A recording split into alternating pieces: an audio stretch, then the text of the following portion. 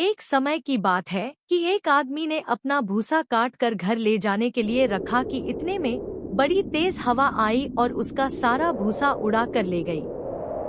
जब उस आदमी ने यह देखा तो उसको बहुत गुस्सा आया और वह हवाओं के देवता के पास पहुंचा और उनसे कहा, तुमने मेरा भूसा उड़ाया है, इसलिए उसके बदले में तुम्हें मुझे कुछ न कुछ जरूर देना पड़ेगा। हवाओं के देवता ने कहा, यह तो न्याय की बात है। मैं तुमको तुम्हारे भूसे के बदले में कुछ ना कुछ जरूर दूंगा। लो यह बतख लो। तुम्हें जब भी पैसों की जरूरत पड़े तो इस बतख को बस जरा सा दबा देना और तुम्हें इसमें से एक सोने का सिक्का मिल जाएगा। वह आदमी बतख पाकर बहुत खुश हुआ और उसको लेकर अपने घर की तरफ चल पड़ा।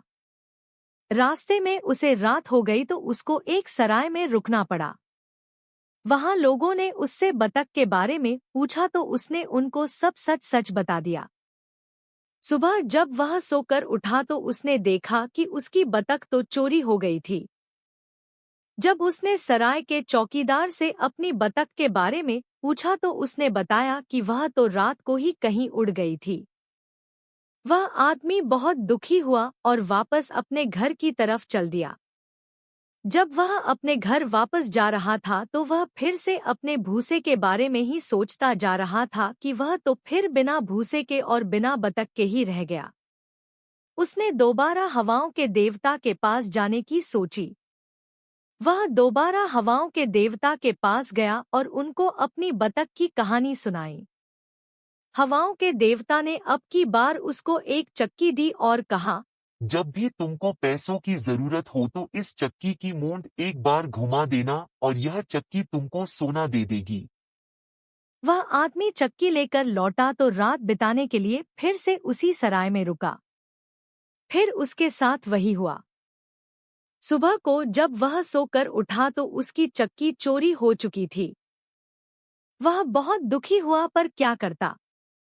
वह तीसरी बार हवाओं के देवता के पास पहुंचा और जाकर उनको बताया कि उसकी तो वह चक्की भी खो गई थी।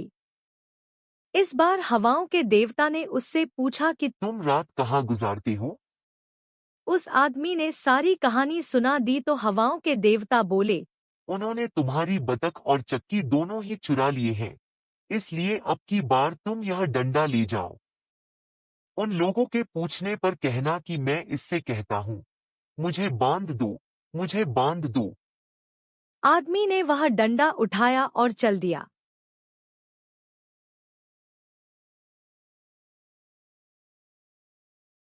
रात होने पर वह फिर उसी सराय में रुका।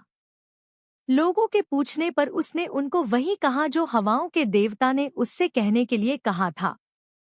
रात को चौकीदार उसे चुराने के लिए आया तो उसने डंडे से कहा, मुझे बांध दो, मुझे बांध दो। अब क्या था, वह डंडा उठा और उसने उस कमरे में रखी सब चीजें बांधनी शुरू कर दी। अब क्योंकि चौकीदार भी उसी कमरे में था सो उसने उसको भी बांध दिया। फिर वह डंडा बाहर निकला और उसने और दूसरी चीजों और दूसरे लोगों को भी बांधना शुरू कर दिया। चौकीदार को पता ही नहीं था कि वह उसके इस काम को कैसे रोके, इसलिए उसने शोर मचाना शुरू कर किया। उस शोर से उस आदमी की आंख खुल गई। उसने डंडे को संभाला और सब आदमियों को खोला। चौकीदार ने अपनी चोरी मान ली और उसकी बतख और चक्की दोनों लाकर उसको दे दी। वह आदमी अपनी सब चीजें लेकर खुशी खुशी घर वापस आ गया।